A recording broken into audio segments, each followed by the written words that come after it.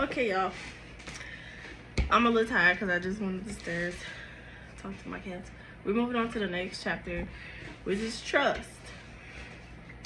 Hold on, let me catch my breath real quick. Anyways, we're just gonna jump straight to it. No yapping, just reading. So trust. This is one of the hardest things to do. We see ourselves in the most impossible and disturbing moments. There will be times where we won't have no choice but to trust God. Trust that He will deliver us and heal us from this everlasting pain. We will lose a lot of things we once valued. Your friends, hobbies, and even comfort zones. If you didn't think that was possible, now you know. A lot of people sugarcoat the ways of God. There will be a lot of pain and difficulties you will have to face that only God Himself can deliver you from. It'll be easy to want to give up, but God tells us many times to not be afraid or discouraged because He knows you can do it. You will do it. If you ever want to give up, remember where you started, the times you were optimistic about the changes you wanted to go through. Remain hopeful and carry yourself along the way. God is in control of everything, so you know you'll be fine and that nothing can destroy you. I should have an actual testimony when it comes to this. Y'all, I'm still tired. I tried to take my breath and it ain't caught up yet, okay? I went downstairs to pet my cats and this is not even important. I shouldn't even be making no excuses, y'all. But I just want y'all to know why I'm breathing like this, okay? I'm tired. I'm real tired. I also really didn't eat that much. I'm starving. And then using up all the energy I got left. So, look. If I want to breathe heavy, let me do it. I'm sorry. I shouldn't be coming at y'all with this energy. Alright, my testimony. Basically, when I was young and stuff, and I really, really, really wanted to leave my house, leave my mom's house, and move and have my own place. You know, God was like, oh, girl, I got you. I'm finna get you a house. Oh, you finna be set up, girl. You finna have your own space. Nobody's finna bother you. All this stuff. All that good stuff. And that was all He told me. You know, he didn't want to add all the other stuff in there. He didn't want to add all the other stuff in there. But he did say, trust Him. Gotta trust Him. You know, gonna have to go through some warfare. What's it called? Some seasons, you know. And then you get to get the good stuff, you know? I'm like, okay, that's cool. You know what I'm saying? What haven't I been through already? Like, for real. But when He failed to tell me, well, He didn't really fail to tell me because He would tell me stuff. But at the time where He was telling me that I was gonna definitely get what I wanted, when I was gonna move out, have my own joint and stuff, He didn't tell me that I was gonna have to, like, basically run away and not tell nobody nothing and just leave my family behind in like the worst predicament ever and not have not a penny in my pocket, and that I was gonna have to leave a lot of stuff behind that I really liked, and basically be homeless for 2 months and live in a crappy apartment where the staff was just lying to you and they had bugs in the building, and that I just had to deal with some revelations that absolutely stumped me and changed my whole perspective of life. And it was just pain after pain after pain, like so many experiences, so much embarrassment, a lot I had to endure before I got to get to where I am now. Before I got here, I had to go through a whole lot of crap. I had to just have faith and be like, all right, God, I don't know what you're doing now this time, but I'm gonna trust you, okay? Like, imagine like being told to like just go ahead and, you know, put in your what's it called? It's a notice before termination. Just go ahead and tell them that you about to move out, even though I didn't have a plan yet. We had a house in mind, but there was no confirmation that we could get it. We didn't even have the money for it. Like, He just made me do something crazy, and I just had to do it because He told me to, and I have to trust Him. You know what I'm saying? Otherwise, I'm a liar. You know, I tell Him I love Him, I trust Him, and then when it get hard, when I gotta do something that, you know, my little human mind would be like, that's outrageous. Why would you do that? When I actually gotta do it, you know? Then I'm like, oh no, God, I don't trust you no more. I didn't do that. Like, I had to do some crazy stuff, some crazy stuff. And it was just a lot, like all that just so I could move out, for real. When I look back at that, I'm just like, dang, I really made it out. I was in the trenches. I'm not really in the trenches. At no point was I in the trenches. Let me just shut up. NIV Joshua. Wait, did I skip something?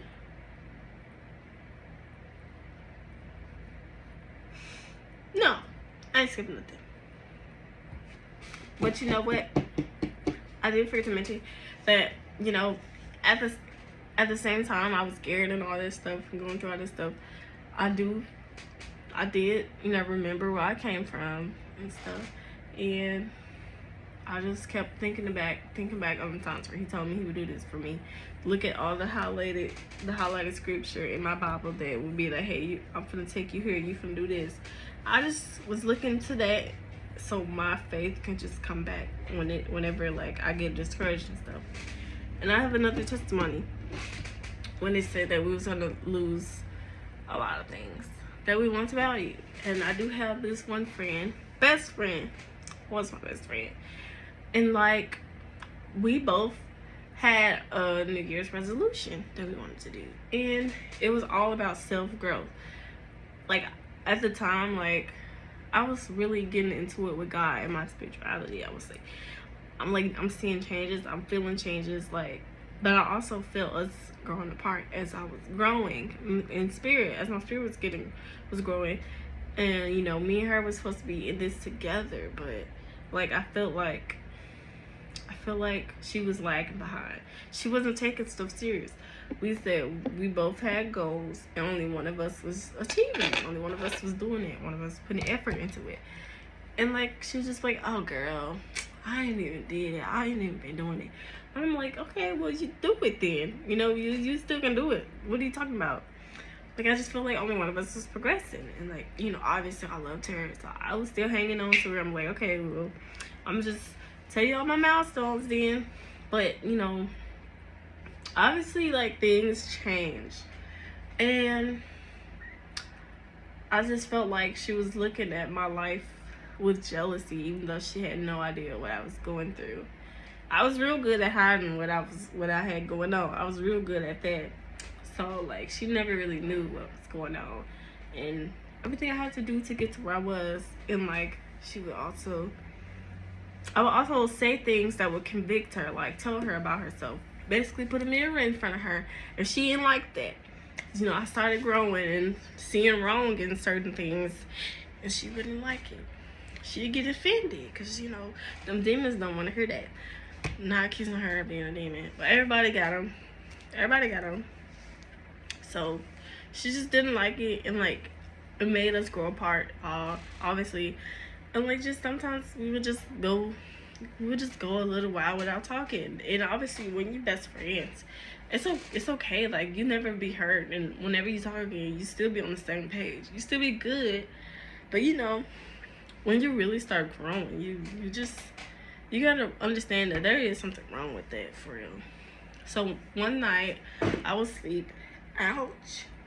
I was asleep and I was dreaming. Obviously, let me just get to the point. I had a dream like I was seeing God talking to one of his angels. But whatever you think I saw is definitely not what I saw. It was like God wasn't a person, or he didn't look like this. It was just a bunch of colors. Literally just a bunch of colors everywhere. Colors and shapes and all this stuff. And like you could see a form of someone sitting on a throne. And then one of the angels, even though he also was just shapes and colors, I could see his armor. It was a he. And then they was just talking. And then God was like, oh yeah, she's doing real good. She's been making so much progress. She's doing so good. But she keeps lying to herself, and she keeps hanging on to that person. And then I was just spectating. I was just looking. I was in the middle of the room. It was almost like they didn't know I was there. Obviously, God knew I was there, obviously, but it felt like I was just looking and watching them talk. what was going through my head was like, wait, I'm doing good. Because first of all, like I said, I was super hard on myself. I never saw the good in the things that I did. I never seen any progress I ever made. All I saw was what I needed to get done, what I needed to get better at. So hearing him say I was doing good was just a shock. But when I heard him say that she's lying to herself and she's still hanging on to that person, I knew exactly who he was talking about. Because I would pray about her and how I wish that we was on the same page and how, like, how different, you know, things been. And, like, you know, I just felt like, you know what, maybe it's time. And then one day, I told God, give me about 2 weeks. Because, you know, I still needed my time, be with my bestie and whatnot. So I was building up the courage, and I wasn't bold enough to call her because we was always on the phone. But I just sent a message. I sent her a text. I wonder if I still got that picture. I'm not obviously going to show that, but I just told her, like, I think we should stop being friends. And how much I loved her, but I told her, like, I felt like we was growing apart and that we probably never going to be on the same page, and that it was better for both of us if we just stopped talking. And, like, she understood and stuff. And, like, at the time, even after I let her go, I didn't let her go, like, spiritually. Or obviously, I stopped talking to her, literally. But, like, I still felt her. I still loved her. I still, like, longed to speak with her and be with her, like, as a friend. But I had to let go because she was slowing me down. Like, when we talk, we end up talking about worldly things and just do stuff where, like, you know, I just know I shouldn't be doing these things anymore. I knew I shouldn't be entertaining certain things, and whenever we talked, we ended up doing that. And, like, I just realized that it was bad for me, and so I had to let her go, and it did hurt. And then over time, like, I had to tell myself I need to stop looking at our old text messages and looking at our old pictures and stuff, because then I would never be able to move on if I did so. And, like, eventually she ended up blocking me. I still miss her. I still think about her. I still know when her birthday is. I still know her favorite color. I'll never forget her. But I did learn to let go that day. God took my bestie from me. Well, it was painful. And this shouldn't have went on for that long. But I had to let her go. You know what? A long time ago, God told me a dream about her. And, like, one time, like, me and her was going for a walk, right? And then all of a sudden, I just seen, like, toxic waste on the ground. And then, I was like, what is this? And I had looked at her, I asked her. I was like, why? I don't know if I asked her, but I was like, why is there toxic waste on the ground? And she had a barrel in her hand of toxic waste, actually pouring it on the ground. Like, honestly, I didn't even stop being friends with her after that dream. But basically, she was being toxic for me. She was toxic for me, and I didn't even think much of it. And, like, in other dreams, she would just, like, I would just be trying to be good for myself. And, like, she would be there, and I would follow her. I would try to understand her. I would try to help her instead of pouring into my own cup. You know, when she didn't have nothing, I gave it to her. And I had nothing. But, like, honestly, I'm not saying she's a bad person or she's toxic in general. It was just at the time in my life, I was supposed to only focus on growing in my spirituality and not on pleasure and on friends and on this and that. I had to cut her off. I even had to cut off, well, not cut off, but, you know, I was really close to my cousins on my mama's side. That was my girls, my besties. But eventually, like, mentally, I was just going through it, and I had to stop hanging out with them. I had to be by myself all the time. Same with my other cousin on my dad's side that I always loved to hang with. I had to stop talking to her. I had to stop being with literally everybody. I cut off everybody and was just by myself. And I was just a little girl. So that isolation did something to this brain and made me weird. Yep. But I didn't have to say all that for real. Joshua, and I'll be 1 9. Be strong and courageous. Do not be afraid. Do not be discouraged. For the Lord your God will be with you wherever you go. And I'll be Romans 5, 3 through 4. And not only that, but we also glory in tribulation, knowing that tribulation produces perseverance, and perseverance, character, and character, hope. God loves you and wants you to become your best self. And to do that, you'll need to experience character development. Well, you'll need experience in character development. My bad. There are lessons you need to learn, generational curses to break, and people you need to encourage. I would like to clarify that not all of the bad things that happen to you are because of God, but because of our poor choices. No one is perfect, and so we are bound to make a bad decision here and there, so try not to be hard on yourself. Remember, we are all human and no one is perfect, and you'll never be. Would you really be living if you were perfect? You'd be no more than a robot. Sometimes we'll have to learn to let go of control and allow God to handle certain things, especially things we can't control, like sin or someone else. We can think that we can handle it ourselves and it'll be overtaken by whatever it is we're battling. That was one of the things I did need to learn, was that I couldn't save her, my best friend. I couldn't save her. And I was trying too hard to make her join this journey with me. But, you know, obviously, everybody's journey is at a different time in their life. You can't just be with somebody your whole life, you know, and think y'all gonna be like growing at the same pace, basically. I was just trying to move. It's fly needs to get out of my face. I was just trying to control her, honestly. You know, I just wanted her to be with me in this journey.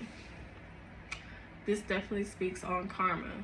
We could be mad at someone and want to get back at them, but if you can't tell by now, it'll only make things worse.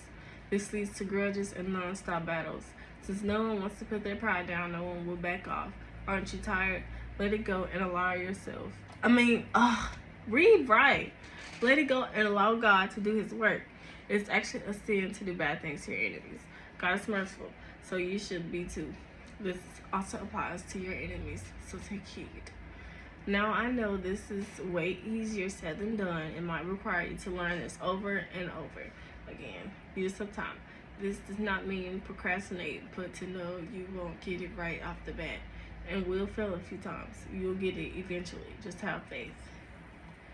Okay, so basically, when God tells you to let things go, you're gonna have to trust that it's for the good. Okay? Don't be sad. Don't try to hang on to it, because it's only gonna hurt you in the end. It'll stun your progression. Like, if you asking God to improve something in your life or help you to be able to let go of anything that could be hindering you from doing something. Sometimes it's right in front of you. Sometimes it's this very thing that you love the most.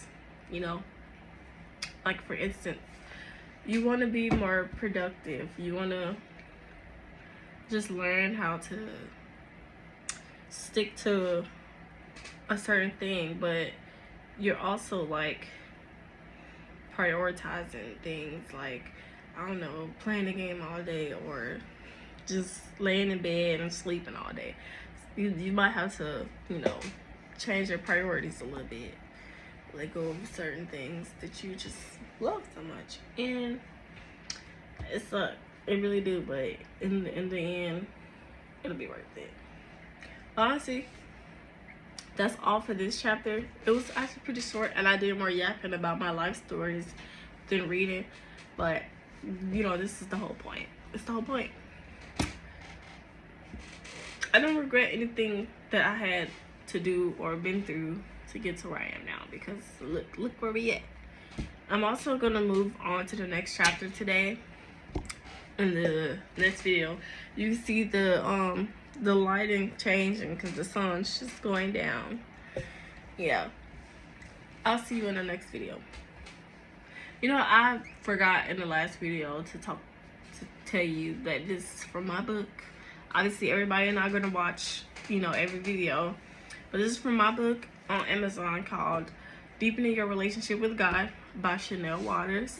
And I mean, yeah, I'm basically helping you to get close to God and telling you how I did it. It's not really instructions, like a step-by-step instruction. It's just telling you what to do, and then I'm giving you an example of what I've been through to help you relate, you know.